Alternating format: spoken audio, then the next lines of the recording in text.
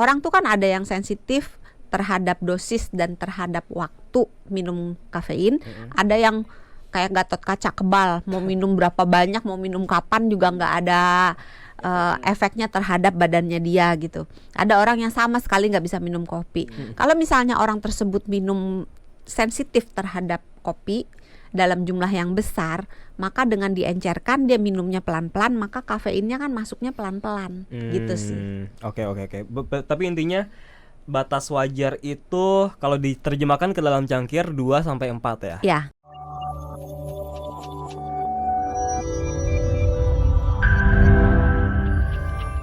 Duh, ngantuk banget nih Dok nih, nggak tahu kenapa. Padahal Kurang tidur ya. atau kebanyakan tidur. Kalau ngantuk biasanya kurang duit atau kebanyakan duit.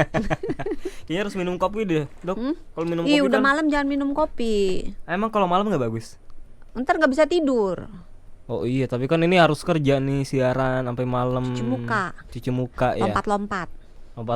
Oh iya bener ya, biar nggak ngantuk ya. Biar nggak ngantuk. Nggak, soalnya kalau minum kopi itu nggak tahu kenapa ekspres gitu loh Dok, langsung melek gitu ya. Emang iya ya. Karena kopi itu stimulan alami. Stimulan. Stimulan tuh apa sih?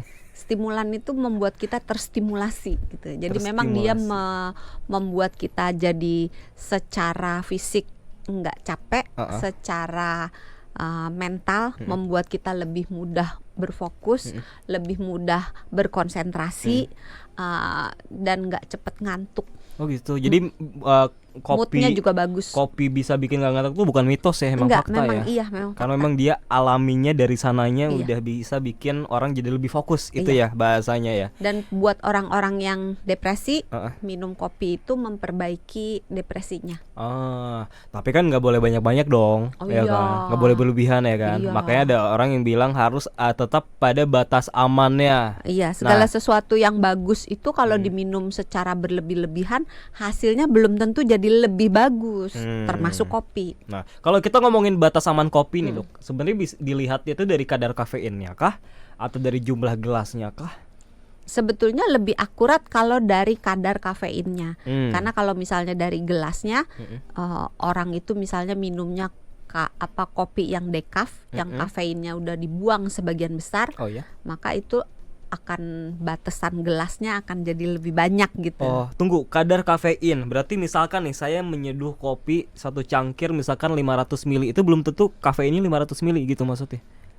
Tergantung biji kopi yang digunakan, tergantung cara menggilingnya, tergantung cara menyeduhnya, tergantung ditambahkan apa di dalam kopi itu, tergantung apakah seduhan kopinya itu si bubuk kopinya itu dibiarkan di dalam atau dibuang. Wah, kalau gitu susah Dok dong. Kalau misalkan batas aman kopi dilihatnya dari kadar kafein, apalagi kalau sasetan ya kan? Kan kita nggak tahu kandungan kafeinnya berapa ya kan. Oke lah, kalau misalkan sasetan kita bisa lihat dari komposisinya ya kan, ya, di belakang bungkus. Kalau kita beli di coffee shop kan kita nggak bisa nanya kan ini kadar kafeinnya berapa. Umumnya satu shot itu sekitar 50-an. Satu shot sekitar 50 gram. 50 miligram kafeinnya. Satu shot.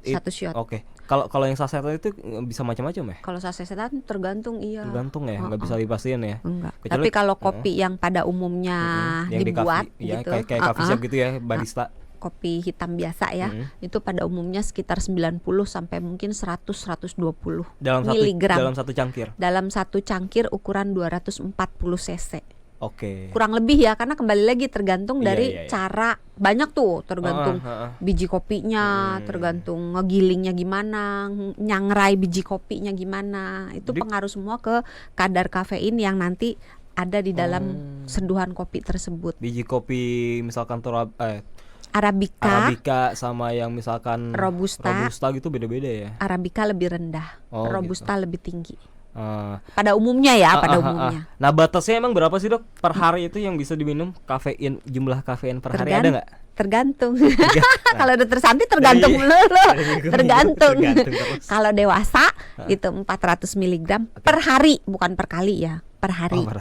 Kalau misalnya ibu hamil, ibu menyusui sebaiknya tidak, tapi kalau nggak bisa, harus gitu kan, ya udahlah 200 aja. Kalau anak-anak biasanya kita kasih batas di bawah 100 tergantung umurnya. Tapi tidak dianjurkan ya. Sebaiknya anak-anak, ibu hamil, ibu menyusui sebaiknya tidak. Tadi dokter Santi bilang rata-rata itu bukan rata-rata, umumnya satu shot itu ada berapa? 50-an. 50-an. Kalau dalam satu cangkir 240 cc ada 100-an ya. Biasanya satu cangkir 2 shot ya. Satu apa 2 shot? Satu shot. Kalau permintaan kan? Ya tergantung permintaan. Ya 50 sampai 100 lah ya. 50 Berarti sampai kalau 400 mg ya berarti 4 Dua, kali sampai ngopi 4, ya. 2 sampai 4 kali ngopi. Kalau diterjemahkan dalam bentuk cangkir sebagaimana umumnya biasanya 2 sampai 4. Oh, cangkir. 2 sampai 4 cangkir. Tapi yang 2,5 ya, jangan kayak Mas Sony bilang 500. 500 itu banyak. Itu cangkir yang kekinian yang gede banget itu kan.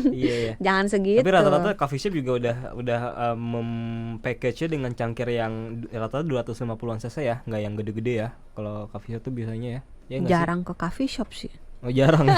Gue jujur banget ya. Kalau di coffee shop tuh dia nggak pakai cangkir yang gede-gede sih, emang yang segitu. Gitu. Iya.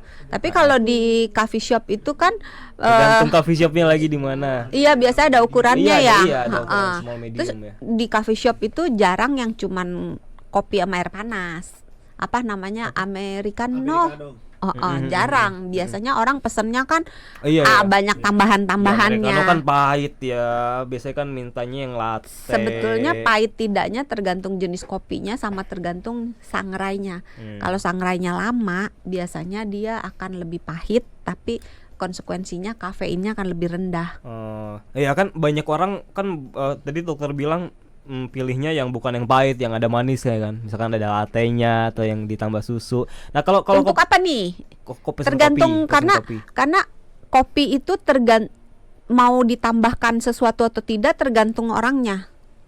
Dalam arti gini nih, kalau mau ditambahin gula, ya tergantung orangnya lagi butuh gula atau tidak. Kalau dia butuh gula sebaiknya kenapa? Yang mau saya tanyakan itu, Dok, kalau ditambahkan sesuatu katakanlah gula atau susu atau kafeinnya akan terencerkan. Kafeinnya akan berkurang kadarnya nggak dalam satu cangkir itu? Sebenarnya bukan berkurang tapi jadi encer. Jadi encer. Apa yang terjadi kalau kafeinnya jadi encer, Dok? Maksudnya gini loh, tidak sekental kalau misalnya airnya cuma sedikit. Kalau dia menjadi encer, sebenarnya diminum sama aja sih kalau diminum semuanya. Kebayang gak sih? Iya. Ya kan, tapi kalau misalnya diencerkan terus minumnya pelan-pelan, maka si kafein orang tuh kan ada yang sensitif terhadap dosis dan terhadap waktu minum kafein, ada yang kayak Gatot Kaca kebal, mau minum berapa banyak, mau minum kapan juga nggak ada efeknya terhadap badannya dia gitu. Ada orang yang sama sekali nggak bisa minum kopi. Kalau misalnya orang tersebut minum sensitif terhadap kopi dalam jumlah yang besar, maka dengan diencerkan dia minumnya pelan-pelan, maka kafeinnya kan masuknya pelan-pelan gitu sih. Oke. Tapi intinya batas wajar itu kalau diterjemahkan ke dalam cangkir 2 sampai 4 ya? Ya. Per hari. Per hari, bukan per kali duduk. Oke, per kali duduk.